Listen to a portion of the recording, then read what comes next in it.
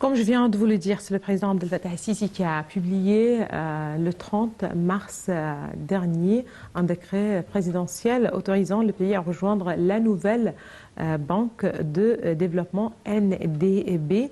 La NDB, dont le siège est domicilé à Shanghai, a été fondée certainement par le groupe économique BRICS et qui regroupe certainement le Brésil, l'Inde, la Chine et l'Afrique du Sud, ainsi que la Russie, afin de renforcer la coopération en matière d'infrastructure et de développement durable. Voici plus de détails dans ce commentaire signé Dalia Karam.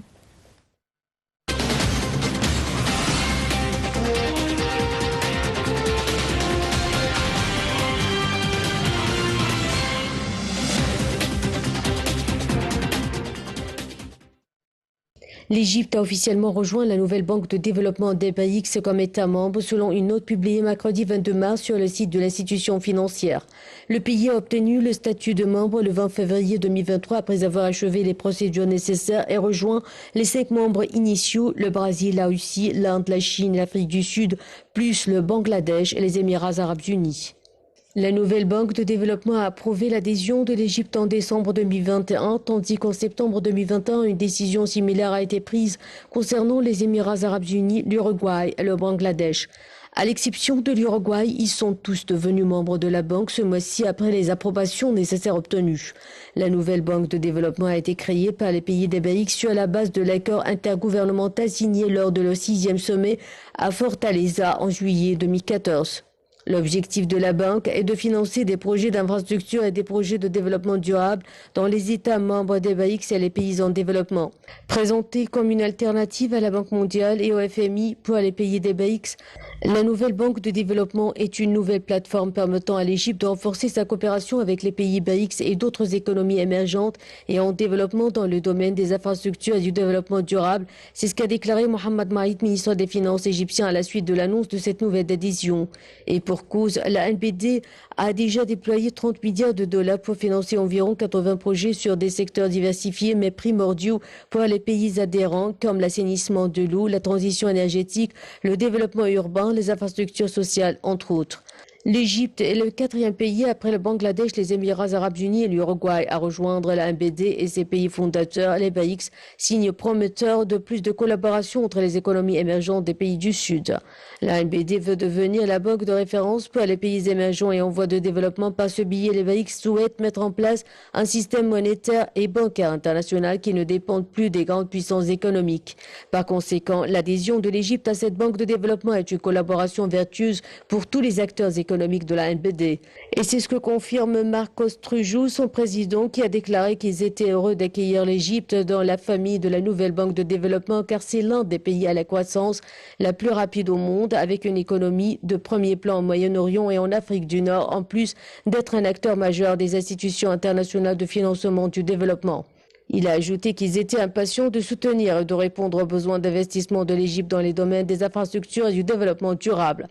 Des projets et partenariats décisifs sont donc à prévoir pour le développement de l'Égypte qui vise, elle aussi, comme l'Arabie saoudite et les Émirats arabes unis, à atteindre des objectifs clés pour son plan de vision 2030.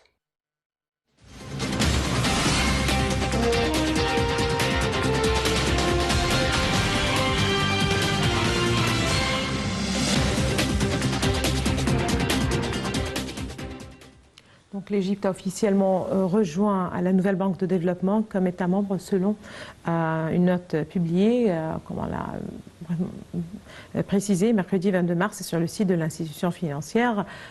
Et justement, l'Égypte a obtenu le statut de membre le 20 février 2023 après avoir achevé les procédures nécessaires et a rejoint ainsi les 5 membres initiaux, à savoir le Brésil, la Russie, l'Inde, la Chine et l'Afrique du Sud, plus le Bangladesh et les Émirats arabes unis.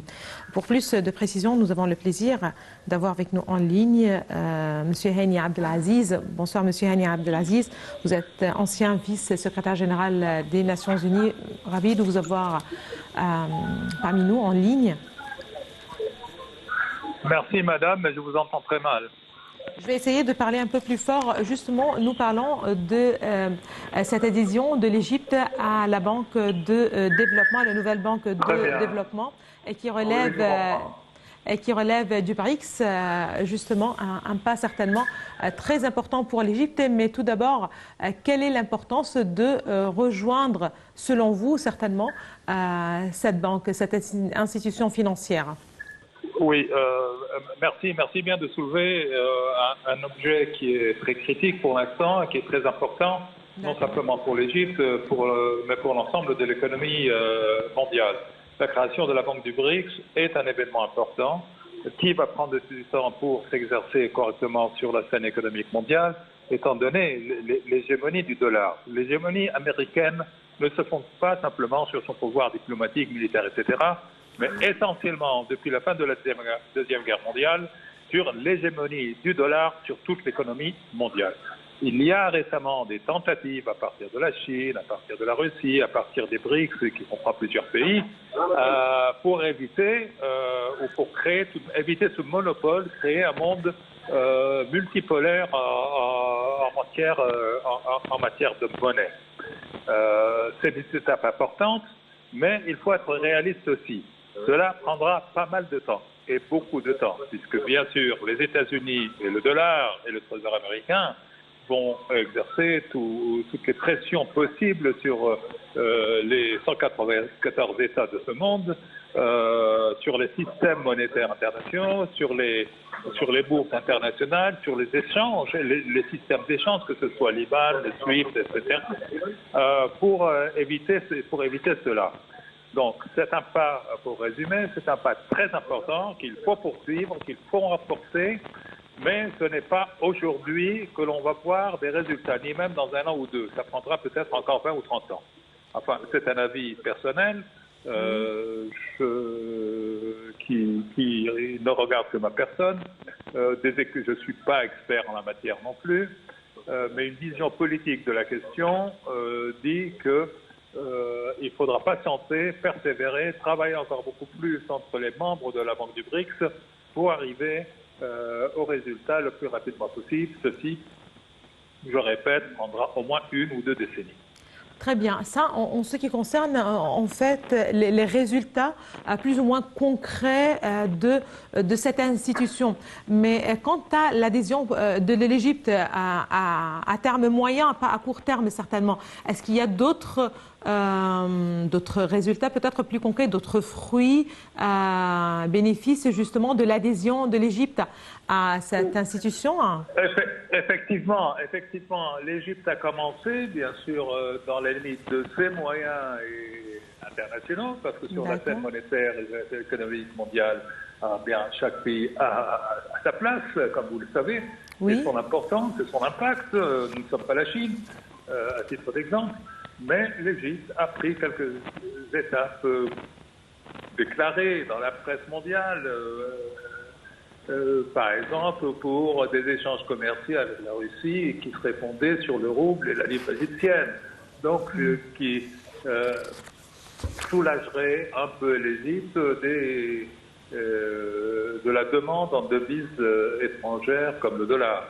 Donc ça serait une étape importante. Maintenant, la Chine avec l'Arabie saoudite aurait apparemment conclu un accord pour que leurs échanges commerciaux se fassent par l'UN, donc pas par le dollar. Est-ce que ça va se réaliser sur le terrain réellement? Je l'espère bien. Ça permettrait de diversifier nos solutions, les alternatives, ouvrir de nouvelles alternatives possibles face à nos États. Et éviter cette hégémonie économique financière qui se traduit par une hégémonie politique sur la scène internationale. Très bien. Il n'y a que le Bangladesh et les Émirats arabes unis qui ont aussi rejoint justement la banque, cette nouvelle banque de développement avec l'Uruguay. Peut-être, mais justement, quand on parle, par exemple, du prêt du Fonds monétaire international, on parle surtout d'un message de confiance adressé à l'investisseur étranger. Est-ce que c'est pareil justement en devenant membre aussi à cette banque, à cette nouvelle banque de développement? C'est un peu différent à mon propre avis. D'accord. Mais je ne connais pas les statuts de la banque du BRICS pour vous dire comment ça va se passer. Est-ce que ça sera une banque destinée au développement? Nous avons vu beaucoup de banques dans le monde destinées au développement, mais qui n'ont pas fait grand-chose en matière de développement, puisque les ressources se dispersent dans des états administratifs à droite et à gauche. Donc, je ne peux pas me prononcer là-dessus. Il est espéré que ces deux banques puissent réellement consacrer, disons, à 80% au moins des ressources mises à leur disposition pour le développement. Mais, je dois être très clair que ces ressources sont minimes par rapport aux besoins des pays du tiers-monde, des pays en développement, en matière de développement. Nos pays, pour se développer réellement, doivent d'abord compter sur leurs propres moyens, sur leurs propres ressources, et les développer correctement pour pouvoir réinvestir dans des activités productives, je dirais, productives et réelles, qui ne se limitent pas au tertiaire, qui sont des activités, à mon avis, qui doivent être industrielles et agricoles pour créer les emplois qu'il faut. Donc voilà, donc il faut compter sur soi-même au départ. Les banques peuvent venir donner... Regardez, en bref, les banques ne prêtent qu'aux riches. Ce sera peut-être la même chose. Pour développer, ils ne vont pas les jeter d'argent, la Banque du BRICS ou les autres sur le terrain, en attendant toute la bureaucratie qui va empêcher tout cela. Donc, ils vont choisir, ils vont considérer la viabilité, la faisabilité des projets soumis et décideront quelles sont leurs meilleures chances de succès. Si un projet industriel, disons, au Bangladesh va leur amener je dis des chiffres comme ça, en l'air, un 17% de revenus nets à la fin de l'année, quand un autre pays leur rendra 2%, 3% en minus, bien sûr qu'ils iront au Bangladesh. Les banques ne sont pas faites, ne sont pas des institutions caritatives. Il faut oublier cela. Ce ne sont pas des activités caritatives, ce sont des activités qui, parfois, sont pour le développement, mais essentiellement pour faire de l'argent. Tout à fait. Tout à fait. Donc, j'espère être clair et franc.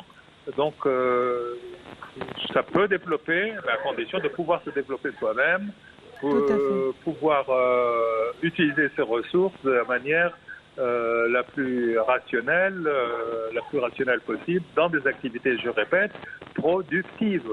Tout à fait. Tout à fait. D'un autre côté, oui. De l'autre côté, si on parle de cette adhésion ou de l'adhésion de l'Égypte à la Banque de développement, qui est une collaboration certainement vertueuse pour tous les acteurs économiques de la MBD, oui. Monsieur Hani Abdelaziz, Oui.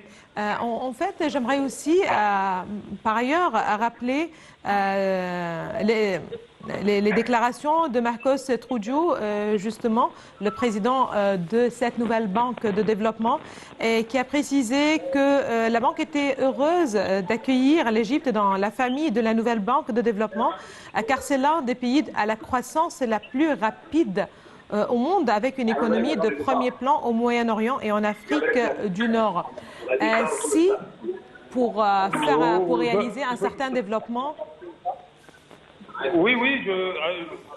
Donc pour réaliser un certain développement, certainement, il faut dépendre sur ces ressources. Il faut produire... Même si la déclaration que vous avez lue est réelle, et je suis sûr qu'elle l'est, bien sûr que c'est un bon événement pour la banque, mais pour l'Égypte aussi, tout à fait. De rejoindre ces activités et ces banques pour garder une place et améliorer notre place.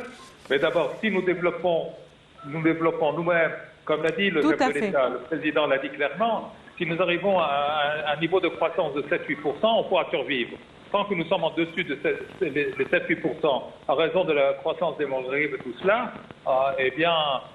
regardez, nous sommes en compétition avec le monde entier, avec 193 autres États dans le monde, sur les ressources limitées de ces banques.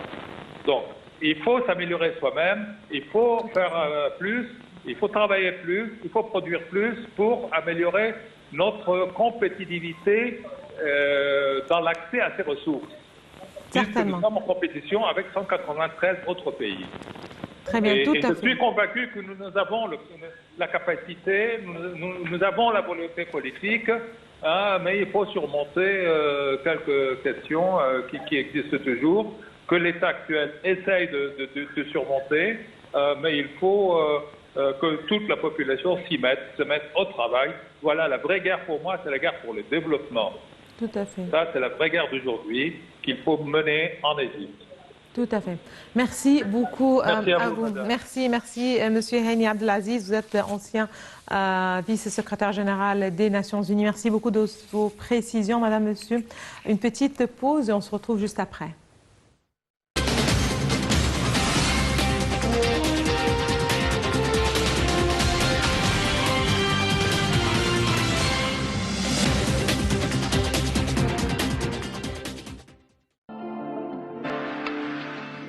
لكل الناس في دايما حلم تحلم بيه وانا كان حلمي على قدي ونفسي اعيش